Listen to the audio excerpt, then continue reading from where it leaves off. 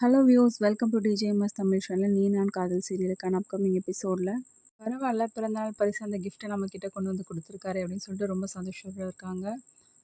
அதுக்கப்புறமா அபிகிட்ட வந்து ஆகாஷ் இந்த அபி இது உனக்கு தான் இந்த கிஃப்ட் அப்படின்றாங்க. என்ன கிஃப்ட் இது குட்டி பாஸ் அப்படின்னு சொல்லிட்டு கேட்குறாங்க. நீ பிரித்து பாரு, இது உனக்கு பிடிச்ச கிஃப்டாக தான் இருக்கும் அப்படின்றாங்க.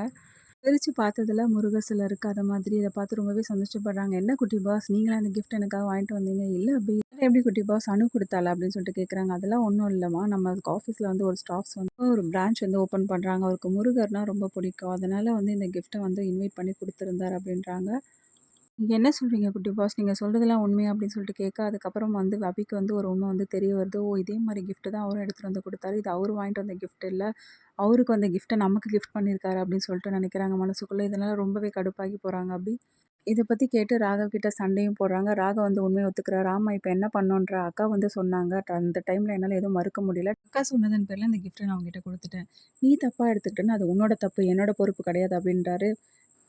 யோவ் ஜெயிலர் நீ என்னையா நினச்சிட்டு இருக்க உன் மனசுல? நீ எவ்வளோதான் தப்பு பண்ணாலும் உன் மேல இருக்க தப்ப நீ ஒத்துக்கவே மாட்டல்ல? நீலாம் என்னய்யா மனுஷன்? நீலாம் ஒரு மனுஷ ஜென்மமே கிடையாது. நீலாம் ஒரு மிருக ஜென்மம் தான் அப்படின்ற மாரி பேசுறாங்க கடுப்புல.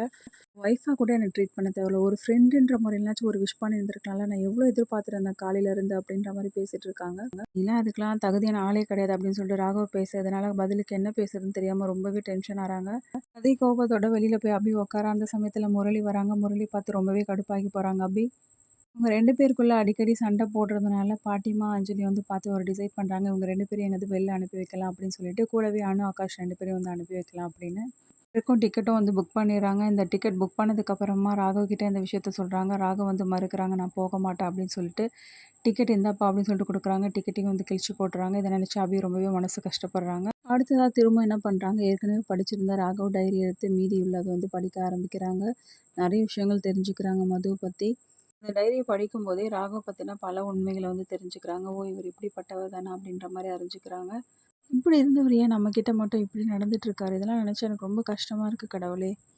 உடனே அபியோட மனசுக்குள்ள ஒரு விஷயம் தோணுது. ஒருவேளை முன்னாள் காதலிய மறக்க முடியாம தான் நம்மகிட்ட ஒழுங்கா வாழ முடியாம இருக்காரோ அப்படின்ற மாரி யோசிக்கிறாங்க. அபி வர வர ரொம்பவே குழப்பம் அடையறாங்க. என்ன பண்றதுன்னு தெரியாம யோசிக்க ஆரம்பிக்கிறாங்க. கடைசி நேரத்தில என்ன பண்றாரு, எதனால வந்து அபிகிட்ட ரொம்பவே கோவமா இருக்குன்ற விஷயத்த வந்து ராகவ் வந்து அபிகிட்டயே வந்து உளறி கொட்டிர்றாரு. அதுக்கப்புறம் அபி வந்து ரொம்பவே அதிர்ச்சி ஆறாங்க. தன்னை நிரூபிக்கவும் வந்து முயற்சிக்கிறாங்க. அபி தன்னை பத்தி நிரூபிச்சுறாங்களா ராகவ் கிட்ட? இதன் மூலியமா ராகவுக்கு எல்லா உண்மைகளும் வந்து புரிய வருது. அபி நல்லவங்க தான் அப்படின்ற உண்மை வந்து தெரிஞ்சுக்கிறாங்களா? இது எல்லாமே தெரிஞ்சுக்கலாம். அதுக்கு மறக்காம நம்மளோட சேனல வந்து சப்ஸ்கிரைப் பண்ணிக்கோங்க. கூடவே இருக்க அந்த பெல் ஐக்கானும் கிளிக் பண்ணிடுங்க. அப்பதான் நான் போடுற அடுத்தடுத்த வீடியோஸ் உங்களுக்கு நோட்டிஃபிகேஷன்ல வரும். ஓகே வியூவர்ஸ், தேங்க்ஸ் ஃபார் வாட்சிங் திஸ் வீடியோ.